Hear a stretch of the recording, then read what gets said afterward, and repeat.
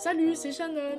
Salut, c'est Anaïs. On est actuellement en service civique au sein d'Espéris, qui est une association de prévention santé et de réduction des risques. On se retrouve pour un nouvel épisode de Fait tourner qui va parler de l'impact de la Covid sur la santé mentale des jeunes. On est accompagné aujourd'hui d'Alexia. Je te laisse te présenter. D'accord, alors moi c'est Alexia, j'ai 24 ans et je suis en reconversion professionnelle. Donc on va commencer par une question plus globale. Comment tu vis la crise sanitaire ? Alors je la vis pas trop mal malgré qu'elle se soit assez chiant de pas pouvoir faire ce que j'aimerais faire, aller à des concerts, aller faire du sport et devoir porter le masque quand on est tout le temps, toute la journée au travail par exemple. Mais après, voilà, je vis avec parce qu'il faut vivre avec et voilà. En quoi la Covid a un impact sur ta santé mentale actuellement ? Du coup, ça me provoque de la frustration, justement, comme je disais, de pas pouvoir faire ce que j'aimerais faire, en fait, de ce que je faisais avant. En fait, j'ai dû arrêter tous mes loisirs. Donc aller au sport à la salle et aller à des concerts et aller au musée, etc. Et surtout, de faire des plans en fait. On sait jamais si on va être annulé du jour au lendemain, que ce soit pour un voyage ou tout. Donc c'est assez frustrant de ne pas savoir en fait de ce qu'on prévoit de faire, si ce sera possible de le faire. Mais du coup, en fait, c'est de la frustration parce que tu peux rien prévoir C'est à ça. l'avance. Ouais. Et la question qui suit, elle est directement en lien. Comment envisages-tu ton avenir avec la Covid ? Justement, j'aimerais bien ne pas forcément l'imaginer, ou plutôt comme on l'a vécu l'été dernier, quand on avait un semblant de vie normale, malgré que la Covid était présente. Mais voilà, on faisait attention et malgré, on vivait de manière normale entre guillemets. Du moins, on continuait à on retournait au restaurant, on allait en vacances, mais on faisait quand même attention aux gestes barrières et au fait d'autant plus d'ailleurs. Et sur du plus long terme ? Sur du plus long terme, c'est ça. J'ai du mal en fait à l'imaginer. J'imagine juste que on va être beaucoup plus avec le télétravail et tout ce qui est digital, ça va être beaucoup plus développé. Et j'espère que au moins, j'espère que si on va continuer à vivre longtemps avec la Covid, qu'on puisse trouver de nouvelles méthodes justement de digitalisation, que ce soit pour tous ceux qui sont vraiment impactés, comme par exemple les restaurateurs, etc. Quelle solution as-tu trouvé pour faciliter cette période ? Alors, la solution que j'ai trouvée, c'était de positiver et de me dire que de toute façon, il faut que je vive avec. Personnellement, j'en ai aussi profité vu que j'ai pu faire du télétravail, notamment pendant le premier confinement et le deuxième confinement. Donc j'ai pu dégager du temps pour moi et donc à découvrir de nouveaux loisirs et à me concentrer sur ces nouveaux loisirs, me recentrer sur moi, sur ce que je voulais faire, ce que j'aimerais faire, ce que j'aimerais faire après que le Covid soit passé. Est-ce que tu as pu observer autour de toi des changements au niveau professionnel ou scolaire ? Alors oui, notamment pendant le premier confinement parce que j'étais en alternance, donc j'ai vraiment vu les deux côtés.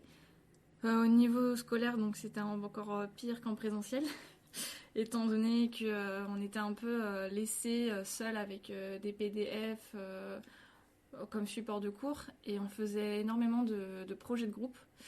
Et sauf qu'on était avec d'autres personnes qu'on connaissait pas forcément, avec qui on n'avait pas les mêmes méthodes de travail et qui personne en fait arrivait à s'accorder pour travailler sur les projets. Et voilà, et on était un peu laissé comme ça à faire un peu ce qu'on voulait, on va dire. Et au niveau pro, j'ai pu découvrir justement que j'avais une sorte de désintérêt pour mon travail, d'où le fait de me recentrer sur moi-même et de mon intérêt. Et je me suis aussi des fois un peu sentie délaissée avec le télétravail, parce qu'on a moins de contact avec ses supérieurs et ses collègues. Donc c'est un peu plus compliqué de garder contact, sauf s'il y a une réunion ou quelque chose. Et voilà, et personnellement, ça m'a permis de me dire que de quitter les études et de quitter le travail. Et voilà. Un peu la sensation d'être laissé à l'abandon de tous les côtés. Un peu, ouais, c'est un peu ça. Comment est-ce que tu vis et tu t'adaptes aux restrictions gouvernementales? Alors, je m'adapte en mettant un masque et en en me lavant les mains avec du gel hydroalcoolique et je ne fais pas la bise. Au moins tout ce qui est au niveau public. Enfin, je respecte tous les gestes barrières au niveau public. Au niveau privé, des fois c'est un peu plus compliqué, notamment pour les 1 mètre de distance, etc. On essaye, mais voilà, ça s'avère des fois un peu compliqué. Et au niveau social, du coup, comment est-ce qu'elles ont évolué, tes relations? Alors, personnellement, je suis plutôt casanière et mes amis de base habitent loin. Donc, justement, les confinements m'ont permis de me rapprocher en fait plus facilement d'eux grâce aux apéros visio. Parce qu'on était tous en fait dans le même bateau et du coup, autant se retrouver sur les réseaux pour discuter. Et surtout qu'aujourd'hui, justement, comme je disais, le digital va être amené à se développer. Et grâce aux réseaux sociaux, c'est beaucoup plus simple de prendre des nouvelles de ses amis, de ses familles. Et du coup, j'ai pu profiter de ça pour garder du lien avec mes amis. De quelle manière les médias ont influencé ta santé mentale? Alors, je regarde pas forcément les médias parce que je sais que, au début, ils ont un peu effrayé tout le monde alors qu'ils parlaient d'un sujet qu'ils ne connaissaient même pas et on ne savait pas trop où on en était. C'est là vraiment le seul moment où j'ai un peu regardé, etc., mais j'ai vite arrêté. Et surtout aujourd'hui, maintenant, ils parlent encore, mais pour dire pas grand-chose, pour perdre encore les gens. Donc, voilà. J'évite en général d'écouter, sauf pour savoir si je suis reconfinée demain et si je dois annuler mes plans. C'est tout. Ce que tu dis, du coup, c'est que les médias, ils font peur. Ouais, les médias font peur et parlent de quelque chose qu'ils ne savent même pas, car même certains professionnels de santé ne comprennent pas en fait le virus et ça depuis le début. Ils parlent, ils donnent des avis, des suppositions, etc. Et voilà. Merci. Et bien, de rien. Si vous ressentez le besoin d'être aidé durant cette période, n'hésitez pas à vous renseigner. Des informations sont à votre disposition dans la description de ce podcast. J'espère que ce témoignage vous aura plu. On se retrouve prochainement pour un autre épisode sur l'impact de la Covid sur la santé mentale des jeunes.